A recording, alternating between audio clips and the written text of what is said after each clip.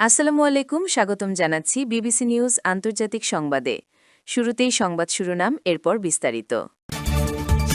পরমাণু কর্মসূচি নিয়ে ইরানের নতুন ঘোষণা। যুদ্ধবিরতিকে মিস্টেক বললেন ইসরায়েলি মন্ত্রী।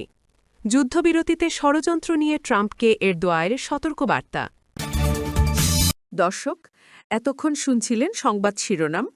এখন বিস্তারিত।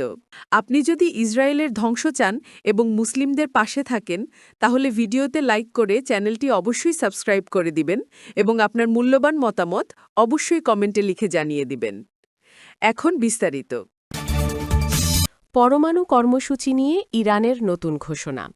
যুক্তরাষ্ট্র বারবার বলছে যে ইরানকে পারমাণবিক কর্মসূচি চালাতে দেবে না বা সমৃদ্ধ করতে দেবে না।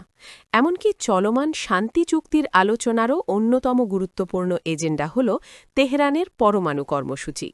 তবে বৈঠকে বসার আগেই সিদ্ধান্ত জানিয়ে দিয়েছে ইরান। ইসলামী প্রজাতন্ত্রের পারমাণবিক শক্তি সংস্থার প্রধান বলেছেন, ইউরেনিয়াম সমৃদ্ধকরণ সীমিত করা হবে না। যুদ্ধবিরতিকে মিস্টেক বললেন ইসরায়েলি মন্ত্রী।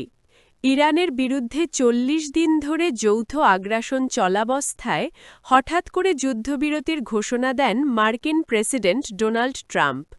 এরপর তেহরানের সঙ্গে যুক্তরাষ্ট্রের একটি স্থায়ী শান্তি চুক্তির জন্য আলোচনা চালিয়ে যাচ্ছে পাকিস্তান নেতৃত্বাধীন মধ্যস্থতাকারী তুরস্ক ও মিশর।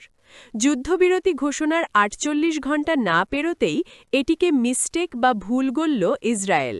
ইসরায়েলের ডায়াসপোরা বিষয়ক মন্ত্রী এবং শাসক দল লিকুদ পার্টির সদস্য আমিচাই চিকলি স্থানীয় গণমাধ্যমের প্রতিবেদনে বলেছেন, ইরানের সঙ্গে যুদ্ধবিরতি করা একটি মিস্টেক ছিল।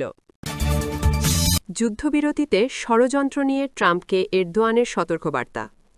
যুক্তরাষ্ট্র ও ইরানের মধ্যে সম্পাদিত ২ সপ্তাহের সাময়িক যুদ্ধবিরতি চুক্তিটি নস্যাৎ করতে উস্কানি ও অন্তর্ঘাতমূলক কর্মকাণ্ড ঘটতে পারে বলে সতর্ক করেছেন তুরস্কের প্রেসিডেন্ট রিসেপ তাইয়েপ এরদোয়ান।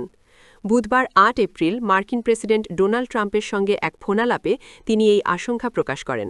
খবর সাউদি গ্যাজেটের। তুর্কি প্রেসিডেন্টের কার্যালয় থেকে জানানো হয়েছে, ফোনালাপে এরদোয়ান এই যুদ্ধবিরতি প্রক্রিয়াকে অত্যন্ত সংবেদনশীল হিসেবে উল্লেখ করেছেন।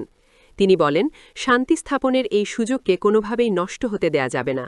২ সপ্তাহের এই সুযোগের জানালা কাজে লাগিয়ে একটি স্থায়ী শান্তি চুক্তিতে পৌঁছানোর উপর তিনি জোর দেন।